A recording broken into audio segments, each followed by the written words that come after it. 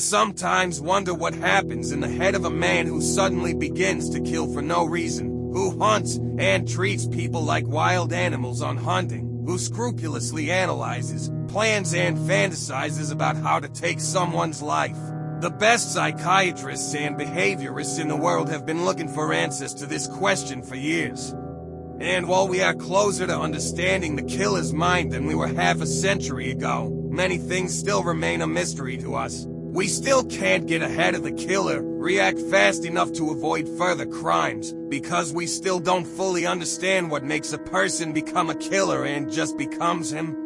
Is it born? There are such stories, and after hearing one immediately speaks to one another. It's obvious that after such experiences he started killing. Because many psychopaths, before they entered the path of evil, experienced brutality and violence. Some were as children, others were beaten, and others were terrorized by their own parents or peers. As a person grows up and matures, every such act of aggression directed against him leaves an irreversible mark. Some, to cope with this, need therapy in adulthood. Others function thanks to their loved ones, but there are those who are not able to help any of these factors. And the trauma remains forever, causing unhealthy instincts to be born in the mind. But what if in childhood there are no such dramatic events? If it is happy, filled with love and peace, then how do we understand the subsequent desire to kill? The story that I'm going to tell you today shows that not everything is black and white, and there is definitely not such a human psyche that still hides many dark corners. It's a story about a man who was born angry. It wasn't his parents or dramatic events that made him start killing. This desire has followed him ever since he began his functioning in society. It followed him like a shadow and didn't leave him until he died. It made him one of the most terrifying serial killers in human history. It's a story of a killer, a cannibal, and a necrophile. This is the story of Jeffrey Dahmer, after the birth of their first son. Lionel and Joy Dahmer from Milwaukee in the United States had plans for the future of their child. All parents do that. They imagine that their comfort will be someone great, someone who will conquer the world. Only that their son, Jeffrey, really had a chance. Born in 1960, the boy was a good negotiator. This blue-eyed blonde got a lot of sympathy. He was polite and clever. He studied well. He had the reputation of a joke because many times he was making jokes not only to the students but also to the teachers. He was also quite courageous, as he proved during his trip to Washington. He told the whole group that they should meet with the Vice President of the United States. This idea was met with more laughter than appreciation, but it didn't upset young Jeffrey. The boy got on the phone, called the White House, and the class met with the Vice President the same day. Dahmer had an incredible gift of persuasion, and if only he used it for a whole other purpose than killing. But it didn't happen. But before he had the desire to take human life, there were other, rather disturbing symptoms. Jeffrey was away from the kids. He didn't play with them, and he wasn't spending time with them. His father took him to various parties to encourage him to be active with his peers, but it's all for nothing. Jeffrey was pretty self-contained. He was also a solitary type. When his younger brother was born, his parents let him choose a name for him. They wanted him to feel important in this way. Jeffrey chose the name David. At that time, Jeffrey began to be fascinated by animals, specifically what they have inside. He wanted to know how their organisms were built. For this purpose, he collected the bodies of animals, which he later examined with almost surgical precision. I took them back to the woods. I was supposed to cut the skin with a knife, open and chew in the intestines, feeling the excitement. I don't know why. It was exciting to watch it. Dahmer spoke in an interview with American journalist Stone Phillips. When Jeffrey was 10 years old, his mother was admitted to a psychiatric hospital. She was diagnosed with depression that had a big impact on the boy. Especially since these events were the beginning of the end of Dahmer's marriage. It came to an end when Jeffrey began to mature to discharge the tension associated with it. The boy ran into the woods, where he hit the trees with his stick. The divorce of his parents was a turning point in his life. He closed himself even more and began to immerse himself in his own thoughts and fantasies. A growing Dahmer has discovered that he is attracted to other boys. This has exacerbated social withdrawal and isolation. He had trouble accepting himself and understanding his own emotions. Sexual fantasies were getting stronger and stronger. To get rid of those fantasies, teenager Jeffrey started drinking. He reached for alcohol even in school. He came to class already drunk. He's become a dumpster. He had no friends, he had no one to speak to, and he very much wanted to have a trustee with him, somebody who would be as close to him as no one else. The desire to have a partner began to become more and more loud to want to kill. So a plan was born in Dahmer's head. He wanted to attack a runner he saw in the woods next to the house. He's hiding behind the bushes. He waited for the man to show up. He figured he'd killed him and then lay next to him. But fate wanted that the day that Dahmer started in the woods, the man didn't show up. So the boy abandoned his plan and never came back to him again. But the fantasies didn't stop. They were becoming more frequent and more difficult to suppress. Alcohol did not help, and his father moved to the motel, and the mother and her younger son moved to Wisconsin. Dahmer was left alone, tried to imagine what's going on in the head of a young, mature boy who has to fight his own demons and has no one around him who will take him by the shoulder at the right moment and pull him out of the abyss. And nobody did that at the time, and Dahmer himself moved ahead of him, not seeing that there was no more ground under his feet. There is only an emptiness that absorbs completely. This vacuum came in the summer of 1978, just after I graduated from high school. When he was 18 years old, he decided on a move that, on the one hand, looking at his inclinations, was inevitable, and on the other, completely changed the boy's life. On June 18th, he met his peer, Stephen Higgs, on his way. He was a pedestrian, and Dahmer decided to pick him up. He even invited him to his house, which was empty at the time. They drank a beer, they talked, and that's how their time went. Higgs decided to interrupt the meeting, however, and announced that he had to go home. That's when Dahmer realized that he didn't want to be alone and that he did not want to break up with his new friend. In his head, a brutal plan was suddenly born. He grabbed the gymnastics load and hit the teenager's head. The boy didn't survive, and Dahmer quartered his body. He did it the next day, after the murder. He knew perfectly well how to operate with a knife because he practiced it intensively on dead animals. He precisely separated the tissue from the bone and hid the body fragments in garbage bags. He wanted to get rid of them, throw them to the landfill, but while he was driving, the police stopped him. It's for crossing the line. Officers even asked Dahmer what was in the bags. He said it was garbage. They believed. They didn't look inside.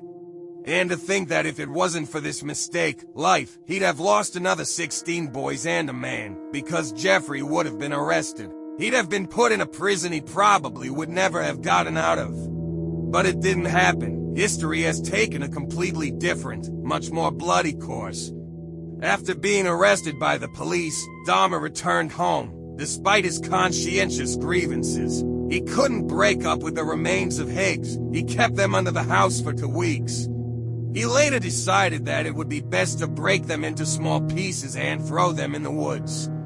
He did it anyway. The murder itself, as he later testified, he did not remember exactly. He was drunk. I woke up in the morning. My forearms were sinking, his chest too.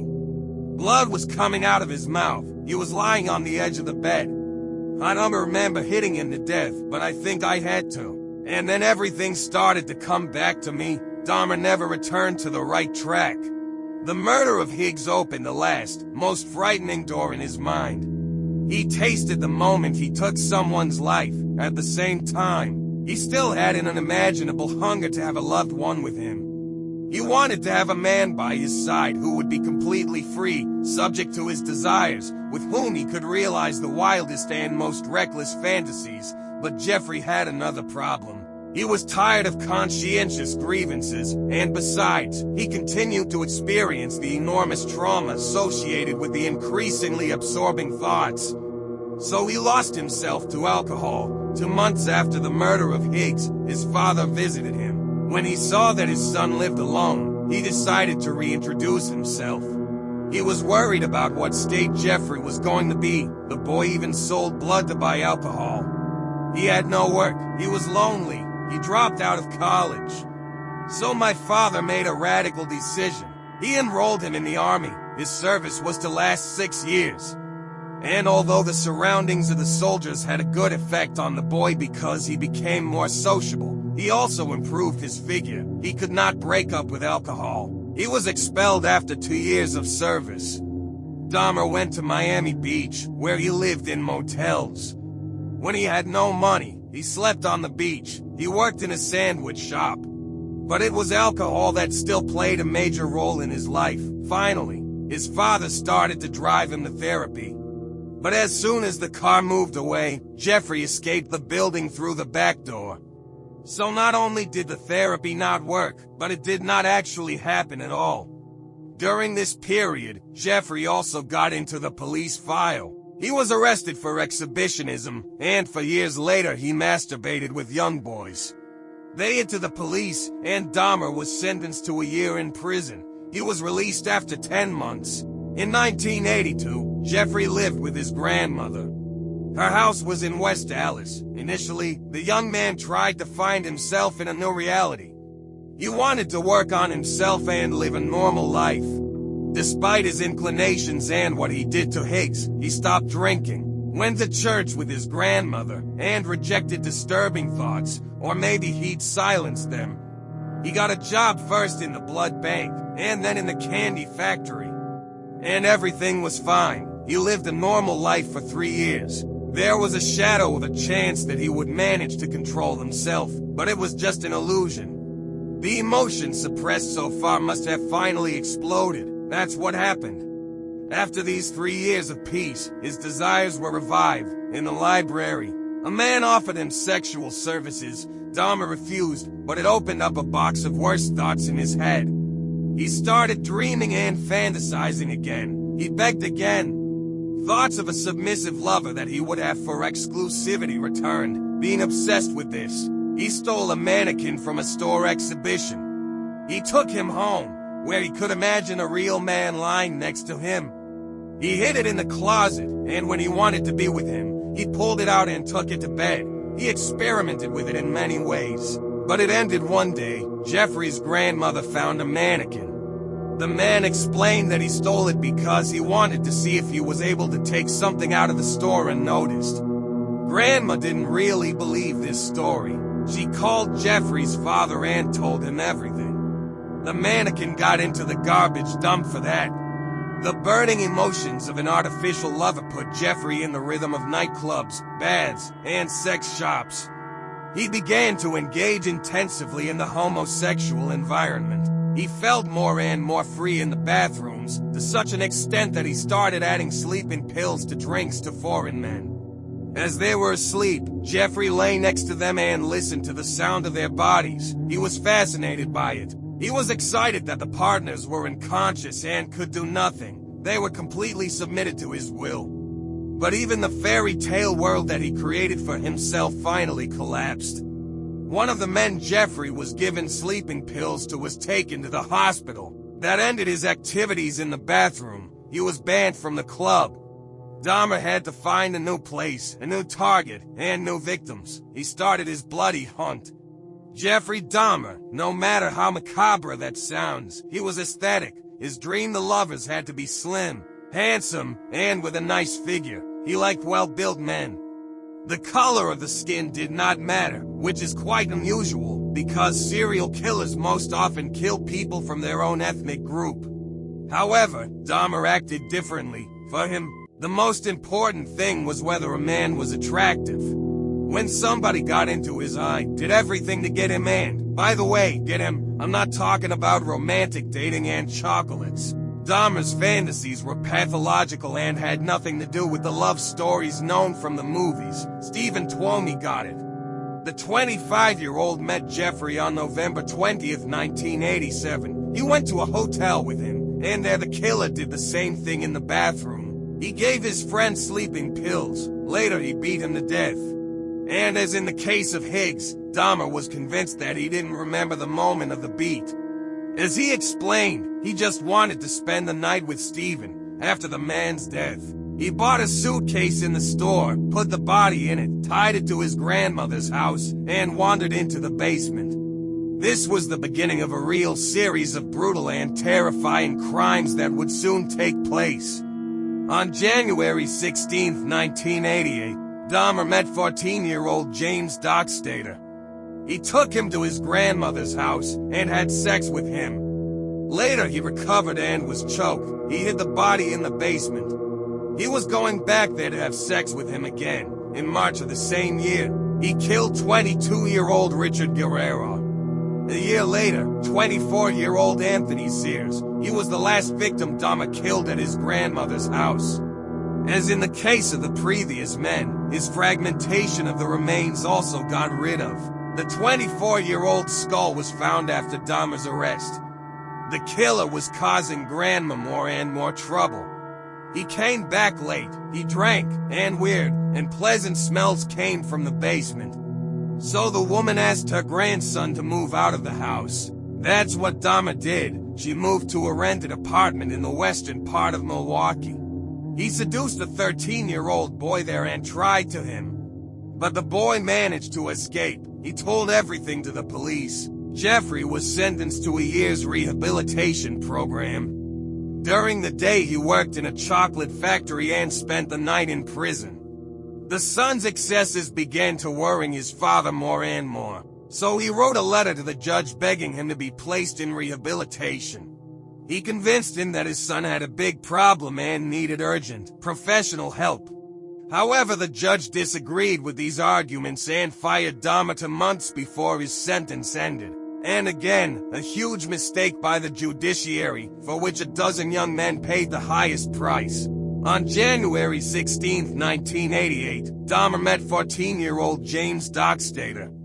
He took him to his grandmother's house and had sex with him. Later, he recovered and was choked. He hid the body in the basement. He was going back there to have sex with him again. In March of the same year, he killed 22-year-old Richard Guerrero. A year later, 24-year-old Anthony Sears. He was the last victim Dahmer killed at his grandmother's house. As in the case of the previous men, his fragmentation of the remains also got rid of. The 24-year-old skull was found after Dahmer's arrest. The killer was causing Grandma more and more trouble. He came back late, he drank, and weird and pleasant smells came from the basement. So the woman asked her grandson to move out of the house. That's what Dahmer did. She moved to a rented apartment in the western part of Milwaukee. He seduced a 13-year-old boy there and tried to him. But the boy managed to escape. He told everything to the police. Jeffrey was sentenced to a year's rehabilitation program. During the day, he worked in a chocolate factory and spent the night in prison. The son's excesses began to worry his father more and more, so he wrote a letter to the judge begging him to be placed in rehabilitation. He convinced him that his son had a big problem and needed urgent, professional help. However, the judge disagreed with these arguments and fired Dahmer 2 months before his sentence ended. And again, a huge mistake by the judiciary, for which a dozen young men paid the highest price. Dahmer lived in a poor neighborhood of Milwaukee. He was actually the only white tenant there, and that was right for him because the police didn't pay attention to him. He could fully give himself to his desires. He was quiet, not conflicting, almost transparent, and besides, his apartment was located close to gay clubs. So he could freely hunt for the next victim. His target in May 1999 was 32-year-old Raymond Smith, who was a male prostitute, and the scenario is the same again. Sleep remedies, murder, and quartering. He kept Smith Jeffrey's skull, painted it black, and kept it with him. Less than a month later, Edward Smith, 28, and Ernest Miller, 22, were killed in September. And here begins another, even more macabre chapter in Dahmer's history. After killing a 22-year-old, he broke his body, hid his skeleton in a drawer, and hid his biceps hard and part of his legs in the freezer. It's to eat them later, and here, let's stop for a moment. Dahmer's cannibalism was not due to his desire to eat human meat. He really believed that by doing so he would be even closer to his partners, that they would somehow become part of him too. If you absorb them, you'll be with them forever. And that's what he cared most about, to have people around him who never leave him. Cannibalism was meant to help him do that. 22 days after Myla's murder, Dahmer invited 22-year-old David Thomas to his apartment. He choked him and quartered him, and then photographed the body fragments. In February '91, he killed 17-year-old Curtis Straughter. In April, he was killed by 19-year-old Errol Lindsay, who was tortured by Dahmer before he was murdered. For the first time, he tried to make, as he said, someone in the shape of a zombie, a reluctant, completely submissive lover who would not be able to do anything to himself. Jeffrey drilled a hole in his 19-year-old skull, injected acid into his brain, and waited for it to remove his boyfriend's reflexes. But that didn't happen, and Errol was choked. In May, Dahmer killed 31-year-old Tony Harris, also 14-year-old Conorak Sinthasomphon. Interestingly, the boy was the younger brother of a teenager whose harassment Dahmer was charged with 3 years earlier before killing Conorak. First, he used it again, then he left the apartment and left the boy alone. This man came out of the building completely naked and walked through the street shaken. There were random women trying to help him. One of them, she later, saw Dahmer. He approached her and tried to take the teenager. The woman called the police. Jeffrey told the officers that Conorak was his lover, and they just got into a fight. He assured me that the boy was intestinal, hence his strange behavior. As proof, he brought the cops to his apartment.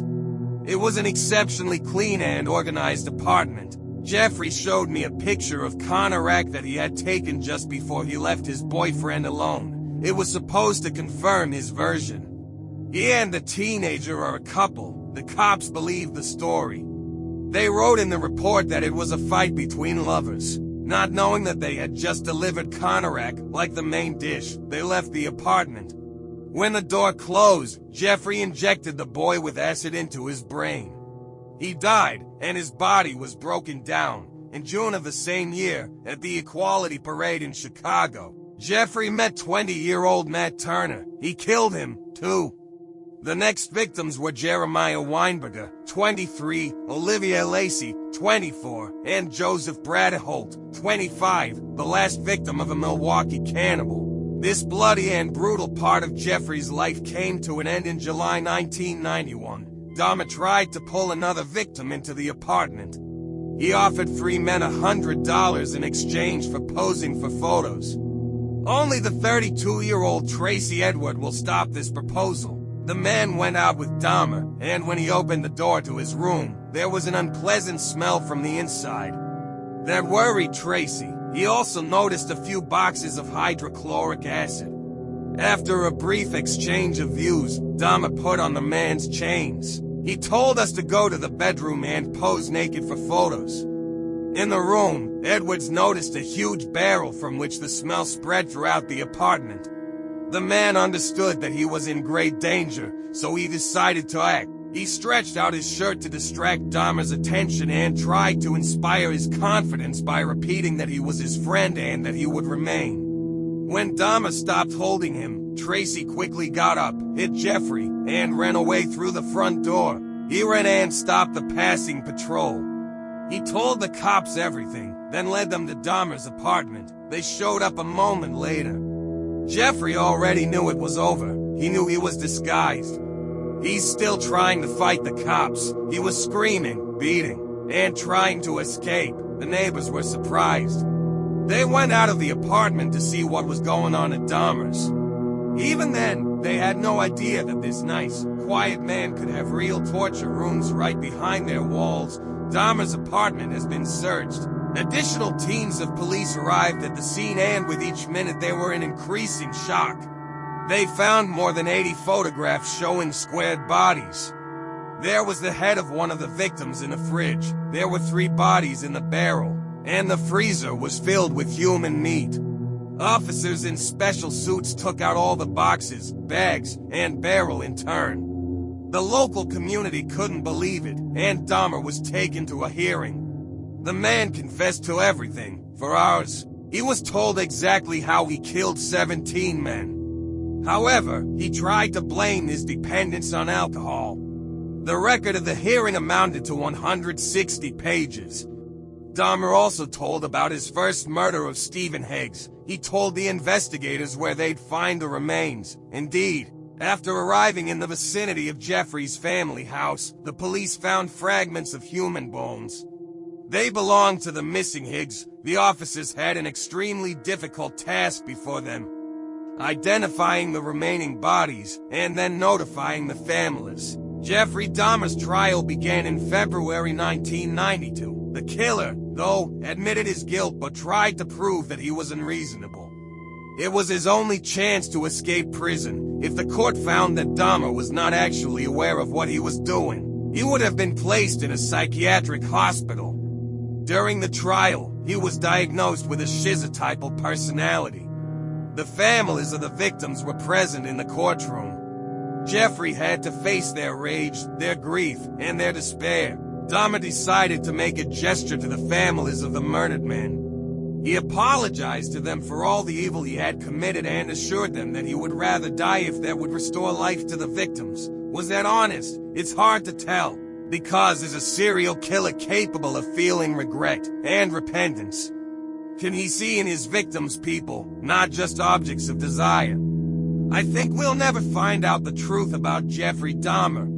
The court was also not convinced of his repentance and, most importantly, did not agree to recognize the cannibal as unreadable. In this situation, there could only be one sentence: guilty. Dahmer was convicted of the murder of 15 men in Wisconsin, although in reality there were 17 victims.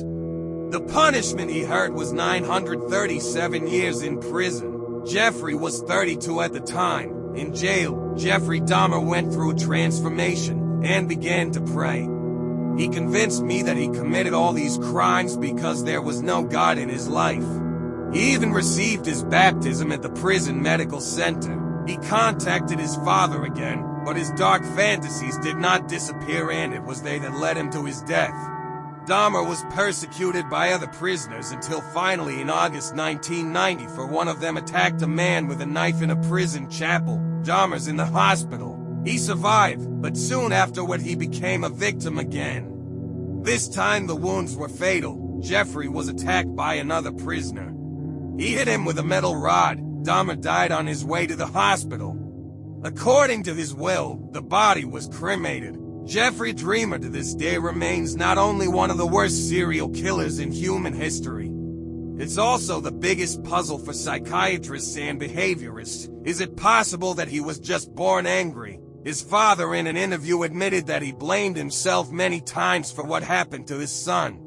Many times he tried to find the answer to the question why. Why was my son a monster? However, Dahmer himself stressed that you cannot charge your parents because they had nothing to do with who he was or what he was doing. I assure you, they were great and cared very much for him. So why does a quiet, polite boy silence, kill, squirt and eat other people? What's going on in such a man's head? That's what Dahmer himself said will remain a mystery.